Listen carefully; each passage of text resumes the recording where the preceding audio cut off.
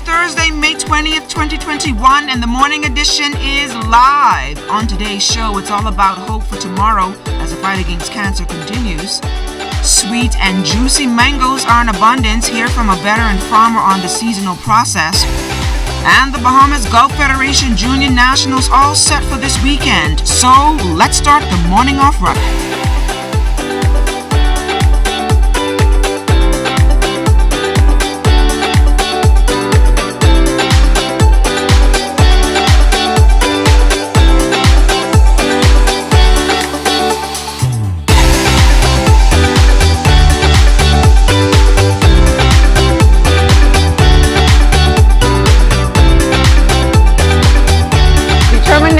Today leads to success tomorrow. Good morning, everyone, and welcome to the morning edition. I'm LaDawn Davis. Good morning, everybody. We're in for a great day. I'm Charles Fisher. So where are the mangoes? You're supposed to bring something? Well, you know what happened this morning? When I woke up this morning, everything was in darkness.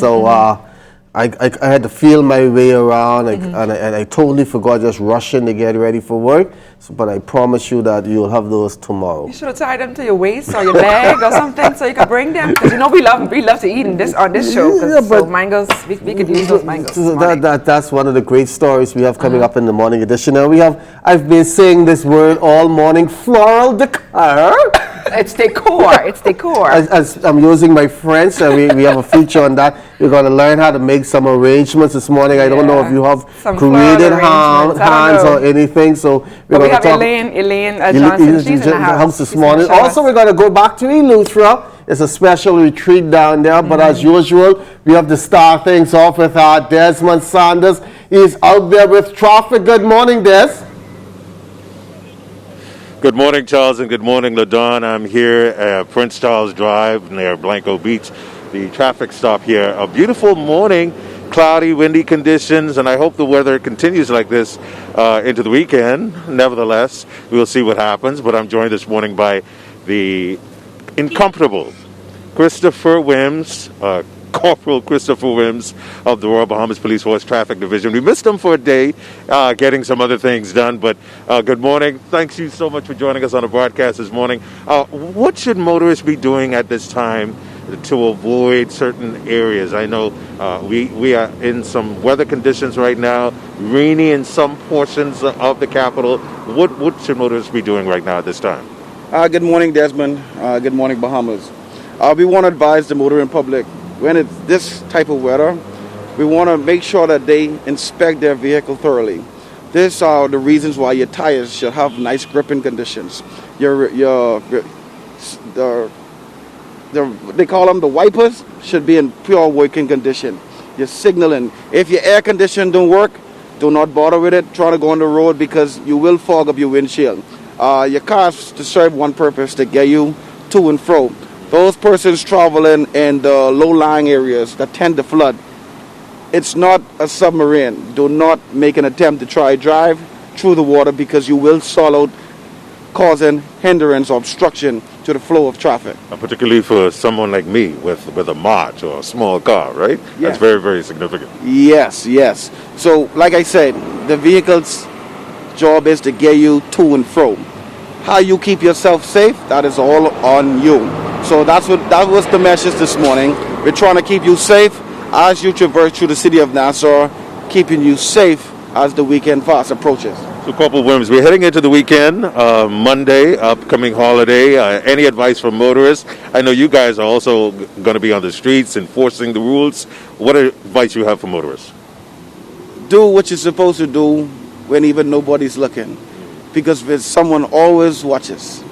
That's all I'll say. But like you said, we'll be out here this weekend. That's right. So you want to adhere to the COVID-19 protocols. So obey the rules of the roads is most important. Very, very important. Charles and LaDawn, back to you in the studio. Okay, once again, most of us woke up to darkness this morning, but BPL confirms that they are in the process of restoring customers to service following an island-wide outage. The outage occurred around 2:30 Thursday. By 3:15, the first customers had been restored. And LaDawn, most of us woke up to that this morning, and hopefully by the time some of them get to work, we are early birds, they can get their current restored. Taking a look now at weather, there Weather, 35 degrees, cloudy winds east-southeast at 22 miles per hour, humidity 79%. A robust high-pressure system north of the area will continue to generate fresh to strong breezes across the island chain, while a lingering frontal boundary coupled with streaming tropical moisture generates some pockets of unsettled weather over the southeast Bahamas today. For all areas, weather partly cloudy, warm and windy with scattered showers along with chance of an isolated thunderstorm in the southeast Bahamas. Your daytime high temperature 86 degrees Fahrenheit, overnight low 73. Friday, windy with clouds and sun, 83 in the day, 72 at night. And for Saturday, mostly sunny and windy, the same, 83 in the day, 72 at night. Prime Minister the Most Honorable Dr. Hubert Minnis extending curfew hours in several family islands as health officials monitor the uptick in positive COVID-19 cases during the country's third wave. His comments came at the House of Assembly on Wednesday as the government seeks approval for a resolution to extend the emergency powers COVID-19 orders until August. The recommendation of health officials, because of concern for an increase in cases in Andros, an increase in cases in the Berry Islands and Cat Island, the daily curfew will now be from 8 p.m. to 5 a.m. effective Thursday, the 20th of May 2021. Health teams are headed to these islands for outbreak investigations, and vaccination teams will also be deployed to these islands. Any other additional measures will be announced depending on the findings of the investigation team. And these recommendations, Mr. Speaker, will be made in the coming week. With a COVID-19 case positivity rate of 15% and steadily increasing since April, Minister of Health, the Honorable Renwood Wells, is concerned about the troubling third wave. And there's good reasons why of the 11,000 plus cases on record, just over 30% have occurred this time around. Of the 221 deaths reported, the third wave accounts for 53 or 24%. Health officials also worried about the demographics of new infections. During the first wave, 40 years and older attributed to the greatest share of the national COVID-19 burden. In the second wave, the shift to those who were 49 years or younger was observed. At this point, in the third wave, Mr. Speaker, we are seeing COVID-19 infections in the very young and adolescent population, and they are being hospitalized. Now to the latest numbers from the Ministry of Health. There are 43 new cases of COVID-19 nationwide, 35 here in New Providence, 2 each in Grand Bahama, Exuma, and Cat Island, along with 1 case apiece in Long Island and San Salvador. That brings the total number of cases to 11,321. Hospitalizations are down to 39, 33 moderately ill, and 6 in the intensive care unit. Meantime, there are 33 new recoveries for a total of 10,154. 869 cases are active. In addition to dealing with the global pandemic, the Bahamas, like many other parts of the world, is also dealing with a shortage in nurses. Health Minister the Honorable Renwood Wells says the following course of action will be taken to resolve this issue. We are looking at ways to bring in as much of our domestic personnel, nurses, as possible, even those ones who have retired, to bring them back into the system so that they can bring their know-how, their requisite skills to the table to help to assist. You would remember in the second wave, we spoke about potentially bringing in nurses from abroad, though we did not pursue it.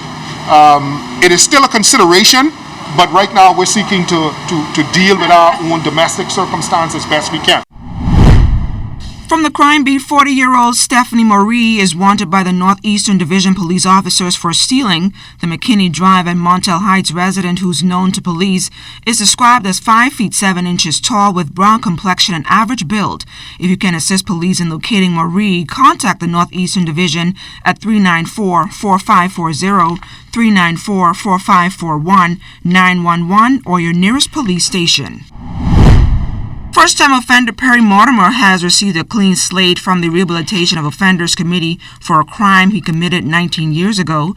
The charge, possession with intent to supply, is now officially expunged from his record. Mortimer thanked God and the committee for giving him a second chance in life.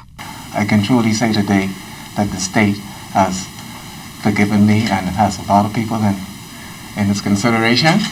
And so I want to tell the country and the people at large, forgiveness is the password for the day. Okay? And if we go with that word forgiveness, maybe we'll make the Bahamas a better place. Team Bahamas closing out Group B play yesterday with a 7-2 loss to El Salvador at the CONCACAF Beach Soccer Championships in Costa Rica. Leslie St. Fleur accounted for both goals for the Bahamas. With a 1-2 win-loss record now, the Bahamas are still qualified for the knockout round, which starts tomorrow. And when we come back, it's all about hope for tomorrow as the fight against cancer continues. You're watching The Morning Edition.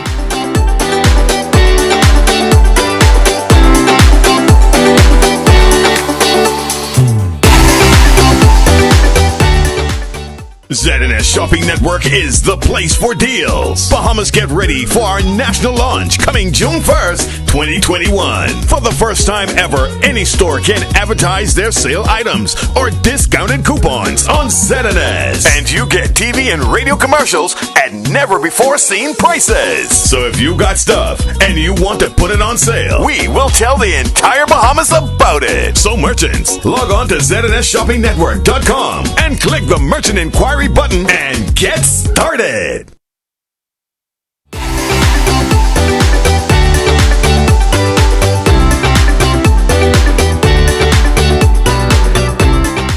A local health education officer now calling for conflict resolution to be introduced into the national school curriculum following Tuesday's fatal stabbing of an 11th grade student at the government high school. Health education officer from the Bahamas National Drug Council attached to the Ministry of Health, Antoinette Anderson, has been on the ground providing support and help to staff since that ordeal unfolded. She says equipping students with the necessary skills in managing conflict is key in curtailing violence on school campuses. Talking it out, taking time. You can't just act when someone does something to you. You have to think about what you're going to do, because everything you do has a repercussion.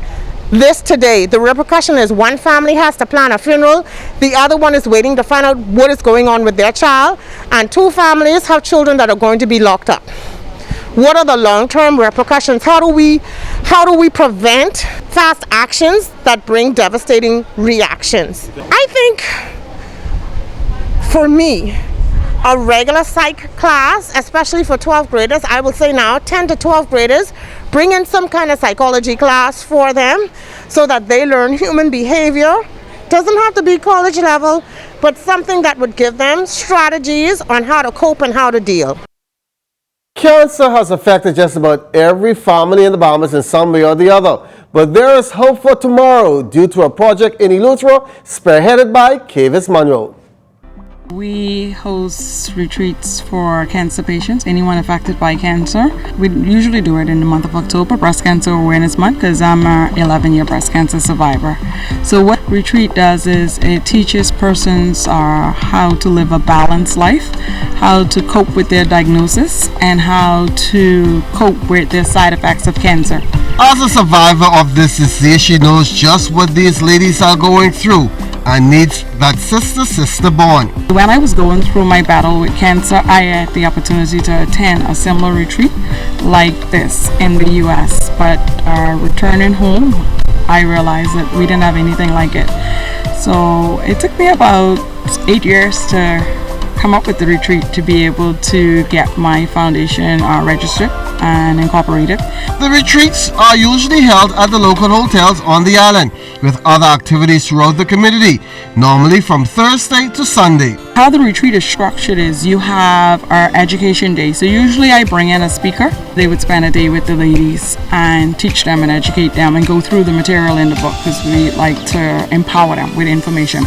Then we have our fun day for the ladies, because fun is very much a part of your healing experience and your wellness journey. And then we have a Pamper Me Pretty Day, which is, I think, most person's favorite day. They would get our 1-hour massage, they'll get manicures, pedicures, hair done, makeup, and a photo shoot. And then they would end with a nice dinner. Sunday we end with a church service and we say goodbye. COVID-19 really dampening the spirits last year. What we did instead was we gave out masses. We assisted persons with care packages, sanitizers and little things like that to help them. To register, all one has to do is log on to the website hopefortomorrowbahamas.org.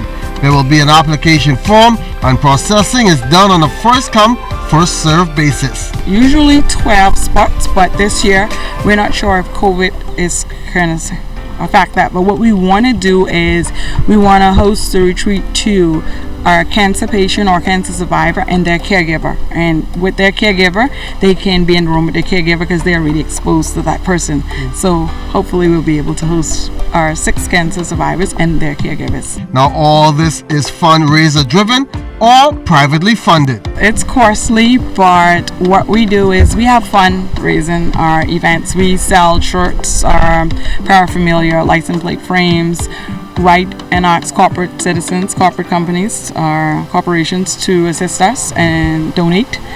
And usually that's the bulk of the money, and anything different I would usually make up. And as we head to the break, we take a look back at the day in Bohemian history. On May 20th, 1957, members of the House of Assembly decided to limit the height of buildings on the Eastern Parade to Nassau Street to 45 feet. The measure was described as a stopgap until more detailed preservation of Bohemian charm could be worked out. Also on May 20th, 1997, Taiwan announced it would close its embassy and all operations here in the Bahamas.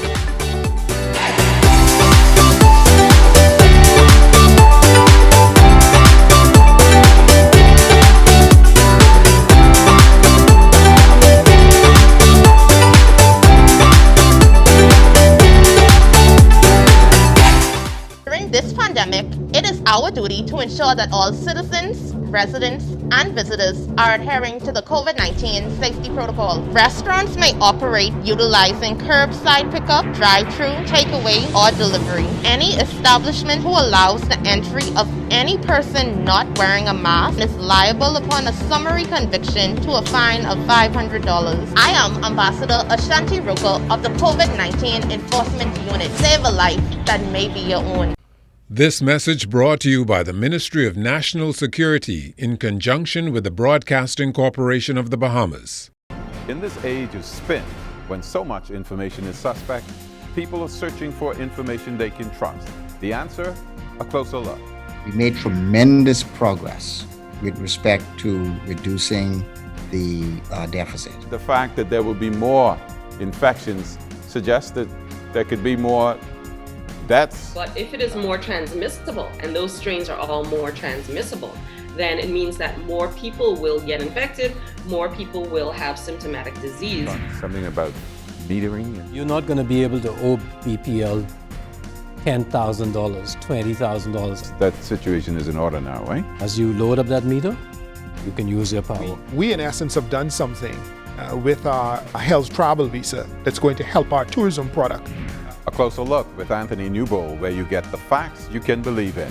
Mondays at 8 p.m. and Wednesdays at 9 a.m. right here on the ZNS.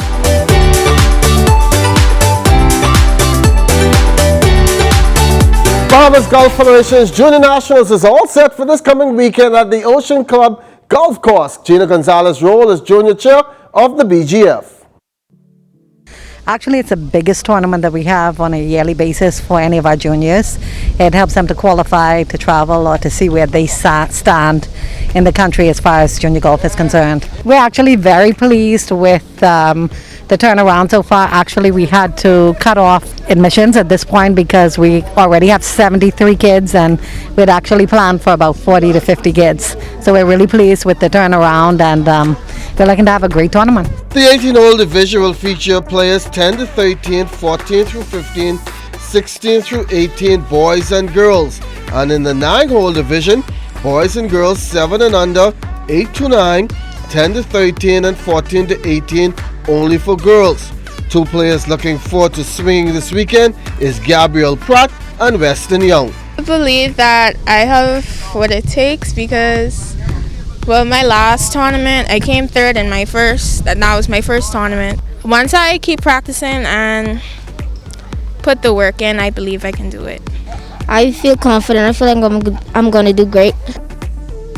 For the Indiana Tech Warriors at the NAIA National Baseball Championships, they won a pair of games on Wednesday and moved within one win of qualifying for the World Series. Ashton Moxley saw his first action of the tournament in an 11-6 win over Indiana Wesleyan, and he made the most of his opportunity, finishing 4 for 5 with 2 runs driven in, and he also scored 2 runs. Yashu Saint also had 2 hits to go along with an RBI and a run scored. From there, the Warriors got revenge on Oklahoma Wesleyan, who had beaten them early in the tournament, winning 13-11. Moxley 2 for 4, 2 doubles, 3 runs scored. Singh 3 for 4, drove in 2 and scored a run. The Warriors and Oklahoma Wesleyan play again today, with the winner moving on and the loser going home. As for Bryan College, their season is over. They lost 5-2 in 11 innings to Middle Georgia State. Wade Weinberger finished 1 for 5 with a run scored. For the season, he had 311 with 16 home runs. Also, the COVID-19 pandemic slowed sports down all over the world, but gradually protocols have been lifted. And as Jonathan Benson tells us, 4 members of the C.I. Gibson Rattlers basketball team were able to show off their skills and land scholarships overseas. Charles Joseph, Sahid Sanusi, Emmanuel Alexander, and Jaden Strawn will all be headed to Northeast Community College in Nebraska this fall. To accomplish this, it really hits hard right now because I've always think about a dream about this. And I just want to thank God, thank coaches for this opportunity. And I'm very excited. So, I got to take advantage of this opportunity, keep working, and I'm ready. The opportunity is a blessing, and I thank God for that because, many kids in my category or just to say around the world don't get to go to college to play college basketball, and that's a dream for just about any kid. My expectations are big because I'm really going to work hard to try to get a better option to go to a better 4-year school. Once we have in our mind that we go over there and play our best and accomplish what we came over there to do, we'll be able to play our best and perform. The quartet put in the time required under the watchful eyes of Coach Kevin K.J. Johnson, and he believes they are ready for whatever lies ahead. They worked extremely hard when they first came here. They lacked a lot of knowledge and understanding when it came to the game of basketball. They were very athletic, could run, could jump, but didn't understand how to play the game the right way. In the last 3 years, they learned, they understood, and that's why they have this opportunity today. Johnson always told us that, we gotta work for whatever we want, and the road ain't gonna be easy. It ain't easy out there. And I got to see a piece of that myself on the college visits. He always teaches us to be student leaders on and off the basketball court, and once you put the time into the gym and the effort, and it will show. Coping with COVID-19 protocols has been hard, but this group was able to persevere. Being a senior in my last year, I wanted to graduate with nationals, teachable essay championship, all of that. It was hard, but I got over it. We still worked on our game, so we still travel, play games, still got enough games in, so it all worked out. For some, adapting to a different kind of environment is difficult, but this group of Rattlers welcomes the challenge. I expect it to be more competitive, but I got to keep working. I got to adjust to the competition, and I'll just strive just as good as them. They have experience over us, and that's the only thing I think is going to be different. But otherwise, I think as we play more and more games and start to adjust, we'll be good.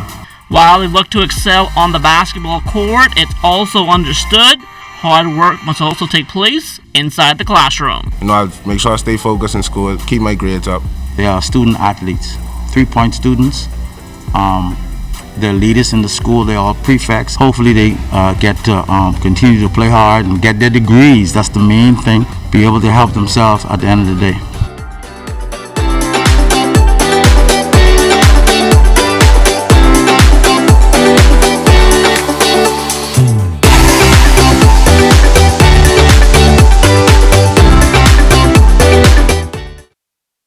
One of the things that the church must be aware of, that this is no time and season for us to get so deep and holy that we can't hail folk who hurting next to us.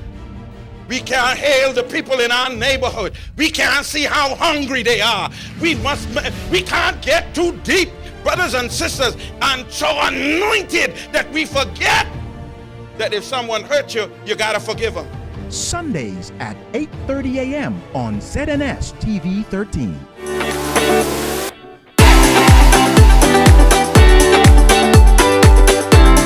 have you had your mango fix yet? Well, the tasty fruit is in mass numbers on trees across the capital and on some family islands. But what's the actual history surrounding the different types of the fruit? Well, a farmer from North Andros gives us all the details in this report.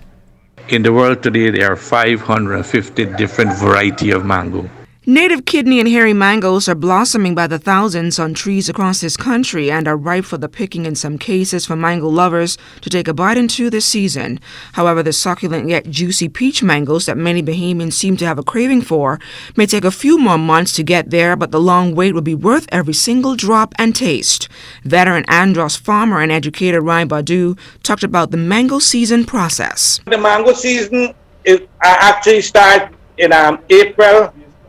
March, April, May, June, July, up to September. And the varieties you spoke about, which are like the Hayden and the Tommy Atkins, which are popular mangoes in the Bahamas. And now we're introducing mangoes like Keith, Kent, Valencia, and Alfonso. The trees take based on the treatment. Of course, you know, driving around Nassau, you wouldn't see anybody taking care of those trees. But the trees take at about 3.5 to 4 years to produce. Too much rain can cause a problem because when they are flowering, just about fruiting, too much rain can beat the blossom from the ground to the ground. So you have to make sure, you have to be careful with weather condition and how you treat the mango plants. Additionally, when there is not enough rain, the mangoes do not develop large size. But the million-dollar question is, why are mangoes more in abundance here in the capital as opposed to Andros, where the trees are vast and less disturbed? Well, Badu responded this way. Andros had a similar situation. We didn't have any rain, but although the problem is that we don't have much mango trees now in Andros due to hurricane, and the few that had mango or still have mangoes in it, and not many like years prior. I'm a nursery now, about 100 of the native mango plants that I'm using this scion, which is from Mangolas, Tommy Atkins, and there's another one called the Alfonso, which is considered the king of mangoes, that I'm using them as the scion from the stem from those plants to graft these here so that I can replant a new farm. The popular fruit can also be used to make jelly, jams, juice, smoothies, and get this, cheesecake.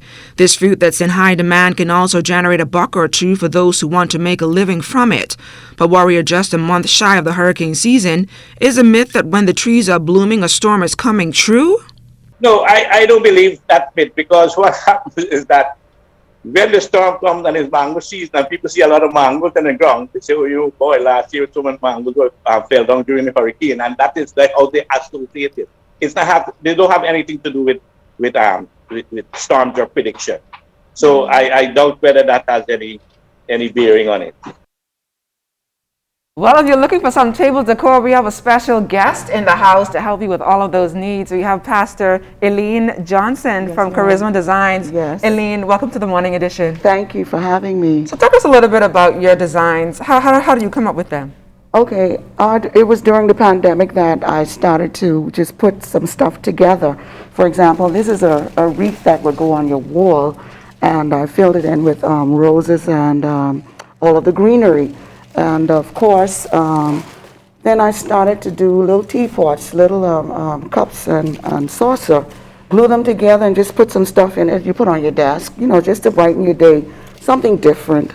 And of course, this is a centerpiece for a dining room table, which I thought was a little bit more elaborate because of the vase and all of the crystals and all the greeneries, the little fuchsia greens and a little lavender in there just to give it that pump. And of course, if you would notice on the table would be the sequins table runner, this whole runner. And these are your plate settings. Of course, the plate settings would match the runner. And then, of course, these little things here. This is something that I bought, but I decided to put my own personal touch to it and add all of these little orchids. They are orchids, and of course, you know, you can't mix orchids with anything. And a little greens with it. And this, of course, is something that I did just spontaneously last night, just to bring to the show. And so I'm going to present you with that at the end of the show. Before the pandemic, did you do anything like this, or did the pandemic bring you on just sitting at home with nothing to do? I would do it occasionally. I would do it seasonally. I believe in my dining room table to be seasonal. And so during the pandemic, I just pulled stuff out and I said, let me just tap into my creative juices. I started to preach a sermon, use what you have in your house. And I'm the recipient of my sermon. I put some stuff together, and then I created a Facebook page. And then persons just said, I want something for Christmas, and it just exploded. I'm like, wait a minute, you know, but I know it's God. Because when God opens a door for you, your gift will make room for you and present you before kings and great men. That is the word of the Lord. And so, yeah, that is the production of it. And so this, what I would do with this, LaDawn, I would get my hot glue gun. You know, you get these sets and you don't use all of them. And I would glue this, the base of it, right?